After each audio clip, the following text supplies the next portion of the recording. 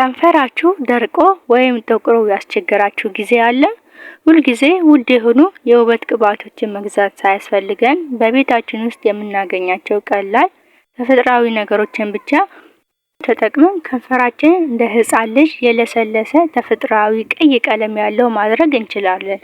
በዛሬው ቪዲዮ አጭር ጊዜ ውስጥ ለውጥ የሚያሳይ በቤት ውስጥ በቀላሉ የሚዘጋጁ የከንፈር ስክራብና ማታ ማታ የምንቀባው ልዩ የቫዝሊን ቅልቅል ይዤላችሁ መጥቻለሁ።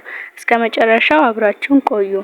የከንፈር መጥቆርና መድረቅ መንስኤዎች። ውዶቼ፣ ወደ መፍትሄው ከመሄዳችን በፊት ከንፈራችን ለምን ይጠቁራል ወይም ይደርቃል? የመጀመሪያው በቂ ውሃ አለመጠጣት። ከንፈርን በምላስ ማርጠብ፣ ጥራት የሌላቸውን የከንፈር ማለስለሻ መጠቀም።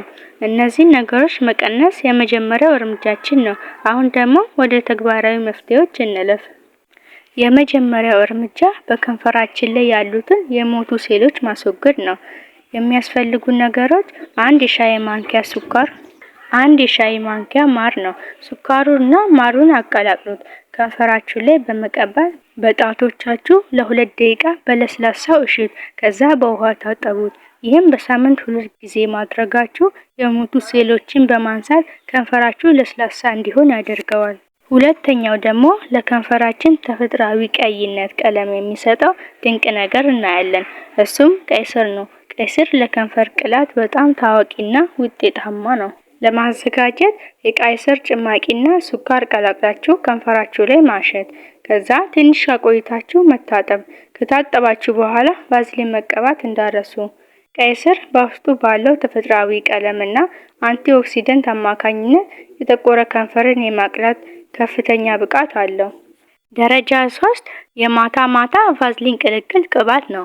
ማታ ስንተኛ ከንፈራችን ሌሊቱን ሙሉ እርጥበቱን አግኝቶ ጠዋት ስንነሳ ቀይና ለስላሳ እንዲሆን የምናደርገው ሚስጥር ይኸውላችሁ። የሚያስፈልጉ ነገሮች: 2 የሻይ ማንኪያ ቫዝሊን ውስጥ ጥቂት የቀይ ስር ጭማቂ ጨምራችሁ በደንብ አዋህዱት። ቫዝሊኑ ከቀይ ስሩ ጋር እንዲዋህድላችሁ ቫዝሊኑን ማቅለጥ አለባችሁ። ቫዝሊኑ ቀላ ያለ ያማረ ቀለም ይይዛል።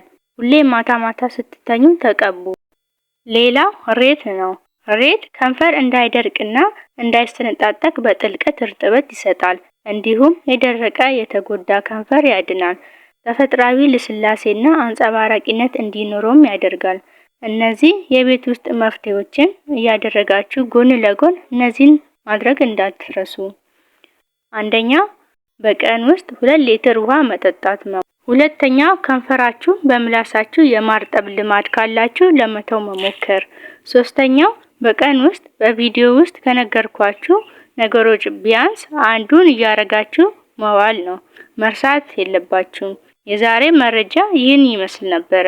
እነዚህን ቀላል የቤት ውስጥ መንገዶችን ሞክራችሁ ያገኛችሁትን ለውጥ ኮሜንት ላይ አጋሩ። ቪዲዮ ከተመቻችሁ ላይክ አድርጉ። ሰብስክራይብ በማድረግ የማራኪ ገጽ ቤተሰብ በመሆን የውበታችሁ ሚስጥር ተከታተሉ። በቀጣይ እስከምንገናኝ ሰላም ቆዩልኝ።